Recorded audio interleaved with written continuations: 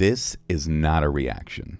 If you're looking for a reaction where you watch the music video with me watching the music video, and then I don't say anything, and then I turn it off, and then I say, thanks for coming, guys, you're at the wrong place. I'm a music producer from Wisconsin. It's not the easiest place to be a music producer or get your name out there, but it's what I do. Today we're going to get into Russ, Are You Entertained, featuring Ed Sheeran. Always been a huge Ed Sheeran fan.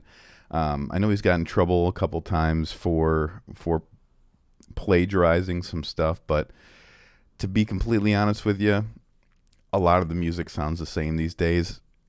Music has been recorded for about a little bit over 100 years now, so it's like there's only so many notes, there's only so many things that you can do. So I honestly don't fault him for a lot of those things. And I believe that he's one of the best songwriters in our generation at the moment. So, and then Russ, I had never heard of Russ until this moment, which is usually the point of having someone like Ed Sheeran on one of your songs. Anyone who hasn't heard me is going to hear me now, which is great because I've dug a little bit deeper into his stuff. I haven't gotten that far, and I might be doing some videos on his stuff. But I had never heard of him, and here he is now, and I'm very excited to get into it. So let's just kind of, I'm going to play the beginning, and we're just going to check that out real quick. Let me get this screen up for you guys. Yes, I'm going to play a little bit of the video, but let's just see.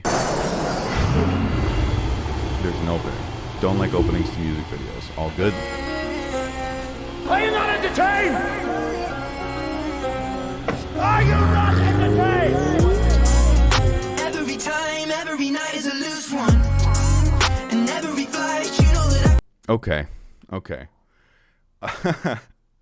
I was not expecting Ed Sheeran to be on a beat like this. This beat goes crazy hard. Let me turn it up in my headphones so I can actually hear a little bit more of it.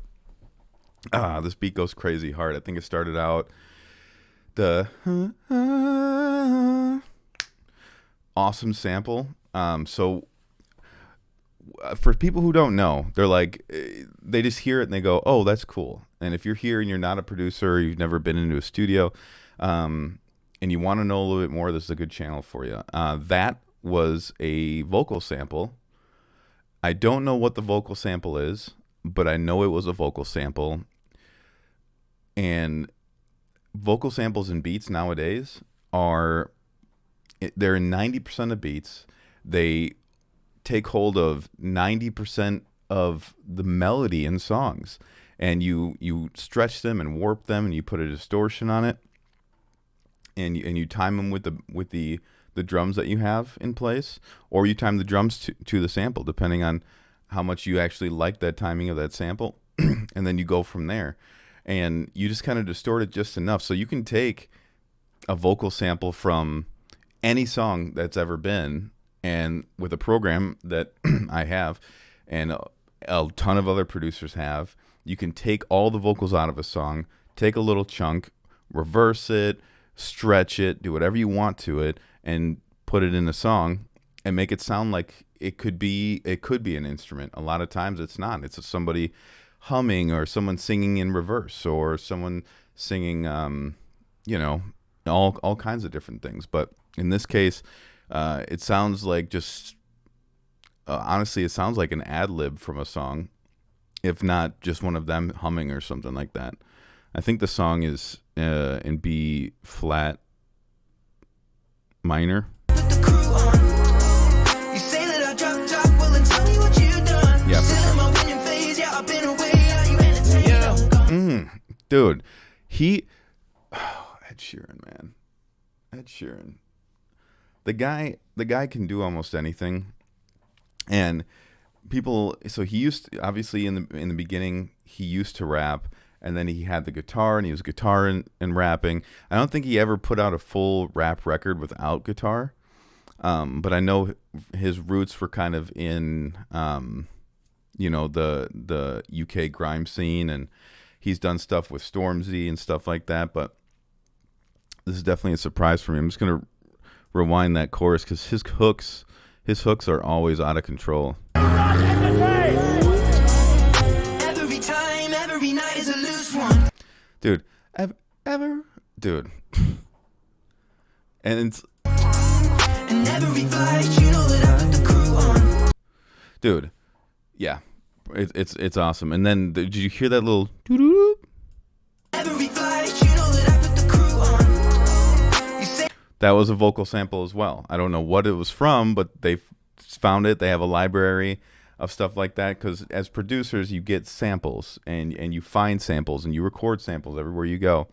I know I know it annoys my girlfriend, because we were in Georgia on a just on a walk in this park that she really enjoyed being in. There's this huge bell. It was like this big, and you rang it, and it rang for a long time, and it was this huge sound. I was like, I gotta get my phone out. I gotta get it. And now it's been in like 3 of my songs. But I know everywhere we go, it's like, oh, that's an interesting sound. Let me grab that. So when it comes to, banking samples, I'm sure whoever wrote this song, if it was, I'm sure Ed had a piece of it. I don't know. Hold on. Let me see something real quick. People are probably like, this is not it's not a reaction. I told you guys that from the jump. It's not a reaction. It's just kind of going through and seeing what's going on. Relieve credits. Russ and Ed Sheeran co-wrote. Are you entertained with Fred again? Fred again. I'm going to put that in my tabs and do some research on him. There might be times that we don't even listen to a song. There might be times where a record comes out and it didn't do very well, or it did very well, and we just kind of talk about it. And then you guys can leave your comments, and then obviously I can come back and talk about what you guys commented. Fred again, ex-Swedish House Mafia. I just want to know a little bit about it. John Fred, known professionally as Fred again, or simply Fred, is a British singer, songwriter, and multi-instrumental recording producer and remixer. Okay, so he's kind of like a jack of all trades. He's got them fresh tips. He's got them frosted tips. Looks like a smart dude. Probably produces some pretty hot stuff. I'd like to just kind of see what else he's done and kind of go through that. And we might be able to do that. I might have a day where I just go through his stuff. I'm really curious about other producers in the world and how they kind of move about, who they work with, how they come up through the ranks. Because you can't just, like me right now, I can't just call up Ed Sheeran and hey buddy, let's put a song together. Even if I can write songs 10 times better than him, which I definitely don't think I can. But even if I could, it doesn't work that way. You have to get your way through the ranks. You have to make those contacts and go forward. So I'd like to see what his journey kind of is like, because there are a lot of talented people out there, but you have to commit. You have to show that you have a value, and then obviously you have to have a decent enough personality to find your way in that space. Especially nowadays, everything's social media, and you don't have much of a value if it's just a guy that knows how to make beats, because there's hundreds of thousands of them, me being one of them. All right, let's just continue. I want to see what Russ has going on. So the chorus is every time, every night is a loose one. I'm guessing that's just saying, it's a good time. We're keeping it loose. It's chill. Every flight, I put the crew on. Okay, so he's got all of his friends on. He's got his entourage with him. You say I dropped off. Well, then tell me what you've done. Okay, so he's talking his shit. He's definitely talking his shit. I like that, especially to hear Ed Sheeran doing it, because he is really a humble dude. But then there's pieces of him that you see come out. Like, he's got the craziest watch collection. I usually have a watch on. I'm a watch guy, but I don't have mine on today. But he has the craziest watch collection, and it's like yeah, I'm humble, but then also like $500,000 on a watch, like, you know what I mean?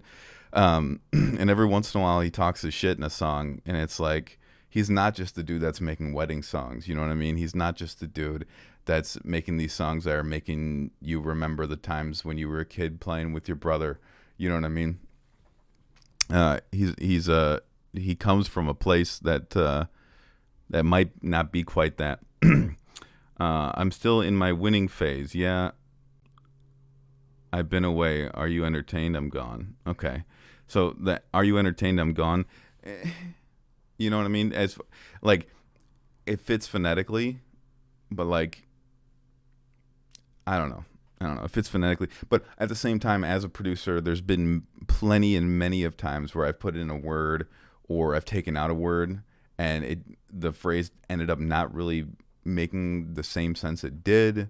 But at the same time, it's like, well, it sounds good and it helps make people move, and like the whole point of music is to make people feel things and then also to make people move, and hip hop is all encompassing of that. So it's like I want you to feel this, but I also want you to want to move. I want to be able to play this song in the club, and then but also the lyrics are like just deep enough to trigger some kind of emotion.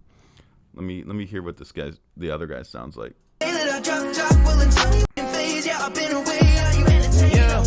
God of me, that's what I'm constantly summoning. I love to climb, I don't care where the summit is. Funny when people be saying I peak, retired, my parents, they live at the beach. Models and freaks is my track record. I made my homies my staff members. Got myself lit to give y'all the light. Using my mind to attract better. At first when adversity is my track record. They live at the beach.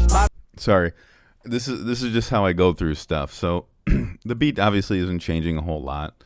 It is what it is. Be saying I peak, retired, my parents, they live at the beach. Models and freaks is my track record. I made my homies my staff members. Got myself lit to give y'all the light. Using my mind to attract better. Okay, okay. I hear what he's doing. Now I haven't listened to any of his other stuff, but to me, what it sounds like, he is a singer. He's a halfway decent singer. It's not like he's the best singer in the world. He sounds like a rap singer, you know. Like when Post first started. Post Malone is a very good singer. But when he first came out, White Iverson, you were like, yeah, you know, it's kind of that same vibe. It's not the craziest best singer in the world, but his vibe and kind of his cadence and what he's putting down puts a lot of heat on the record. So like his value as a artist, like as a producer, to me, his value as an artist is to kind of spice things up. It's not to make I wouldn't ask to make a ballad with him. You know what I mean? At first when adversity came, I said, why me? Now I be staring it down, saying, trying me, Kyrie, I handle it well. They still taking shots, trying to hand me an L, but I pass on that. I really like the lack of auto-tune in the song. Auto-tune is really, really big right now, and I enjoy it depending on the artist and the vocal and the vibe of the song. This song is 100% a song that would definitely have a ton of auto-tune on it usually. But they decided not to do that, and I'm really enjoying that, because it's like what auto-tune ends up doing is ends up taking away from the humanity of the vocal, which is great for certain things, especially if it's just a trap song that is supposed to be danced to, or if it's a club song, or if it's depending on what it is, it can add to it. But I think in this case, the humanity of the vocal is really shining through, and it makes me kind of feel it feels more personal. Anger, I try not to act on that. I'ma just transmute it, put it all back in the music. It's feeling like I might just be on the road. I'm never selling my soul. Our records are platinum and gold. Okay, so I mentioned Post Malone a few moments ago, and I'm not saying he's biting him, so don't get in the comments like that. But that's definitely a Post Malone-esque type of thing he's got going on there. I think Sway Lee does stuff kind of like that, and he was doing it before Post. So who knows really what's going on? I think it might just be the like the types of melodies of the time. that are going really well, but definitely a Post Malone vibe there. Our records are platinum and gold. It just keeps happening, whoa. It's feeling like I might just be on the road. I'm never selling my soul. Our records are platinum and gold. It just keeps happening, whoa. So a lot of times when people talk about hip hop, they say how repetitive it is and how repetitive the melodies are and how repetitive the beats are. And that's their complaint about it. Whereas what really should be the it shouldn't be the complaint of the music. It should it's what makes that music that music. It can be, you can listen to it depthly with a fine-tooth comb if you want, but also you can completely ignore it and just feel the vibe. And that's because of the repetition. And the beat's the same through the entire song. Sometimes stuff drops out, sometimes more stuff comes in, but it's the same thing. It's the same chord structure through the entire song. And then when you have melodies like that, where he does it, I think he did it 8 times. Most singers of most genres would not sing that same melody 8 times in a row. But in hip hop, it's acceptable because the point of hip hop is to kind of give you the best of both worlds, the best that you can. So if you listen to the lyrics are mostly different. I think he repeats a couple lines, but the lyrics are mostly different. He's saying something in there if you feel like listening. But if you don't, that melody is perfect to just vibe to. Really, really cool. Every time you see me shine and move up, dude. I see this recline, the jet is G5, I blew up. Okay. So a little bit, he's singing a little bit higher than he was before. I do enjoy that. Just kind of see a little bit of his range. He's singing a little bit more aggressively, and I have to say, obviously, Ed Sheeran's on the song, so he's gotten some of the best engineers and producers. But the mix on this song, on the vocals, are perfect, and of course they're going to be perfect because Ed Sheeran has the best guys, and people have been mixing his vocals forever, and they know what to do. And then the best guys are going to be able to mix every other vocal. And if you listen to this guy's vocal, there's an octave, and I believe there might be a harmony as well. I can't tell if it's a real harmony or if it's a generated harmony. Either way, as far as a producer goes, asking the artist for those harmonies or putting them in yourself, it was a good decision. Let's just listen to that section again. Every time you see me shine and move up, yeah, I see this recline, the jet is G5, I blew up. So so when you have like 4 or 5 vocals in one section like that, when they are harmonizing and they're all in the same section like that, and you're stacking vocals, you get them panned. So if you're listening to this on headphones, possibly not. I'm not sure if it's going to work that way, but because I might be recording in mono. But yeah, one harmony is on the right, one harmony is on the left. His main vocal center, and then there might be another harmony kind of floating around in the back, maybe both left and right, kind of going back and forth, depending on how much space you want to create in the song. You tell me I fell off, but tell me what you done. I'm still in my winning phase, while we switching lanes, are you entertained? I'm still in my winning phase, while we switching lanes. Hold on, sorry. You tell me I fell off, but tell me what you done. I'm still in my winning phase, while we switching lanes, are you entertained? I'm gone. Okay, so what I said before about him being not the best singer. Okay, so obviously he's not the best singer in the world, but and I'm not judging by that falsetto, because that falsetto can be hit completely wrong and tuned completely right. I've done it a million times. I'm talking about the fullness of his vocal. His vocal is very full, and you can tell that of course it's compressed, but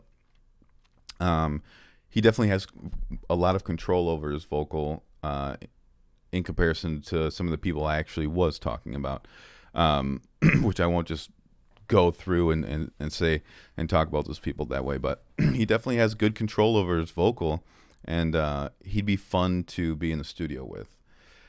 That's another thing as a producer, when you start thinking like, when you start listening to people's music and you go, would I like to work with this guy? Would it be fun in the studio? Because it's not all just about personality when you're producing. It's about the person's, do they have full autonomy of their vocal, or are you going to be doing most of the work on the back end? And can you say something to them? Hey, can you try this instead? And if they have good control of their vocal, you can say those things. Hey, man, the T that you hit on that last one was super, super hard. The rest of it was great. I don't want to take you too much further away from the mic, so can you just kind of soften up your T's a little bit and go from there? And then if someone has good control over their vocal, then that's something that you can do. I'm in the pub with the bros, lighting up something that goes. Nothing is froze, but when I put the kettle on, it's a number that nobody knows. I stay off the road. What was that part? His accent's so thick right now. His accent is so thick right now. That part said, I can't find it. Where are the lyrics? Okay. Something. I liked it though. It was really good. Well, I'm at the pub with the bros, lighting up something that goes. Okay. Nothing is froze. Nothing is froze. I don't know that one. But when I put the kettle on, it's a number that nobody knows. That might be some UK slang that I don't know, or just regular slang that I don't know. I stay off the road, live in the sticks. So he stays off the road, lives in the sticks. Put my profile into mortar and bricks. Oh, put my profit into mortar and bricks. Okay, so what he's saying is, I hang out at home. I'm not out here doing crazy stuff and spending money. I'm putting money into things, and I'm making real money, doing these things to leave more than just stress for my kids. Okay, so he's basically saying, hey, I'm a dad. Hey, I'm a dad with some money. I'm not out here doing crazy things aside from obviously shooting this video. And that's cool. I like that. I'm in my early 30s, and I kind of enjoy that kind of vibe. That's kind of the vibe I'm in at the moment. Let's see, where was he at? Live in the sticks, put my profit into mortar and bricks. I got good advice from a couple guys to leave more than just stress for my kids. We're listening blissful, baby. Sitting there like we made it. It's kind of mad how the game is. So when you listen to his falsetto there's a vibrato in it.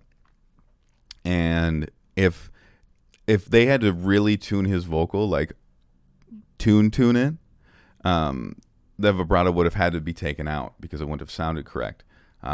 Sometimes when someone has a hard vibrato, but they are singing super sharp or super flat, and you correct it, it sounds warbly, like very, very warbly, and it's not right. So with his falsetto there, it wasn't flat. It was had some vibrato on it. So you can tell like he has very, very good control of his vocal. And his vocal wasn't cleaned up as much as most people's vocals have to be cleaned up. You celebrate it and hate it, but I don't pay no attention to the words. Put out another one, let it burn. Still on the list, you know what it is, they're putting me first, yeah. Met Russ and Couple in New York, now we're here and I'm killing the verse. And every time, it's gotta be right. And he told me, Teddy boy, take him to church. That was cool. That's what I'm talking about.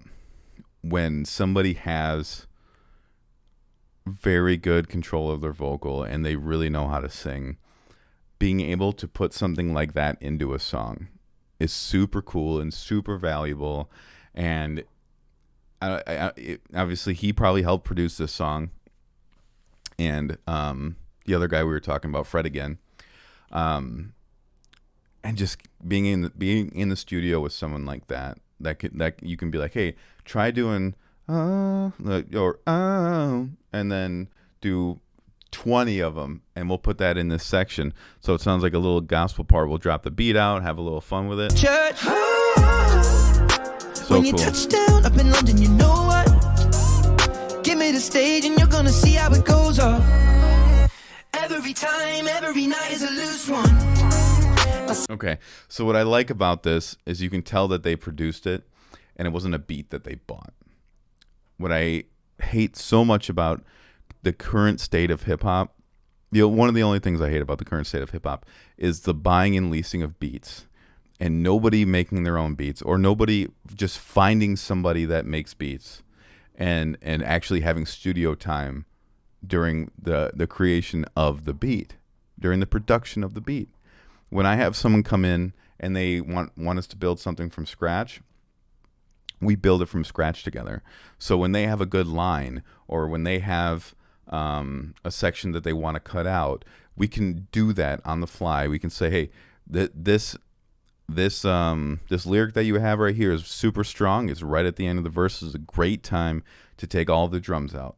So we have the ability to do that. Where if you buy or lease a beat off of somebody off YouTube, it's 2.5 minutes.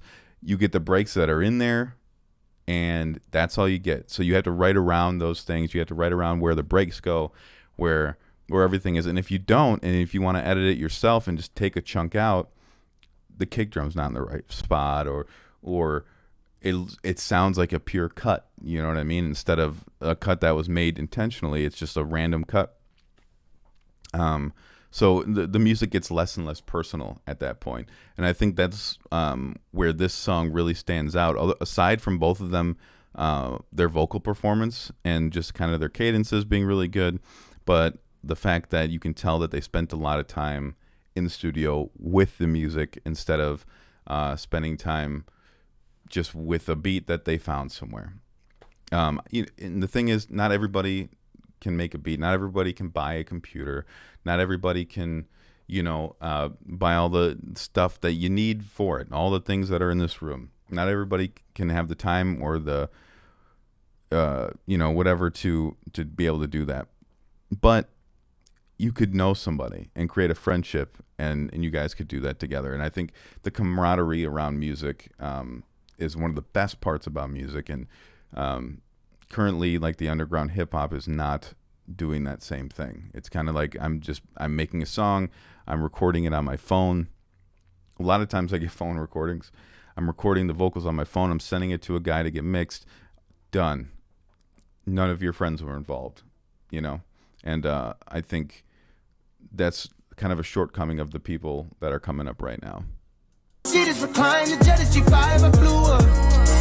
You say that I dropped out, well then tell me what you done. I'm still in my winning phase, while we switching lanes, are you entertained? I'm gone. I know I don't have the video up anymore. And I'm sure it's going to annoy people. I don't care. But it's funny because Ed Sheeran in the video, when they have those shots where it's just him and Russ, just, a circle shot of them, doing the thing, doing the rapper thing. You can tell that he doesn't do it often. And I'm not, it is what it is. You can just tell that he doesn't do it often. Just kind of by the way his body is. Like, you can tell he's done it before a good amount of times, but it's like you can tell he doesn't do it often. He's probably used to having his guitar, his little guitar. I think he plays a 3/4 guitar. Every time I see that guitar, I'm like, that's so tiny, and he's not a big guy either. A very, very tiny guitar. I don't even know what kind it is. I should probably know that. I've been following him for so long. But I'm sure he's used to having, that little guitar and doing his thing. But yeah, I like this song a lot, and I'm going to be playing it in the car, and I'm going to have more things I would like. I'm sure I'm going to have more things I want to say about it. But that's the cool thing about this show, because it's not a reaction. We're talking about music. We're going to be talking about videos that come out. We're going to be talking about albums that come out. We're going to be talking about controversy about albums that come out. And it's just going to be, hanging out and doing what we're doing. But for today, that's all we got. And this is the first episode. And I honestly, getting to the end of it, I'm thinking like, man, not that great of an episode. But it's all good. But it's all good, right? You guys, if you're still here, good job. Good job. And if you're looking for music that I've produced, I'll leave links below if you want to check it out. If you don't, okay, Thanks, guys.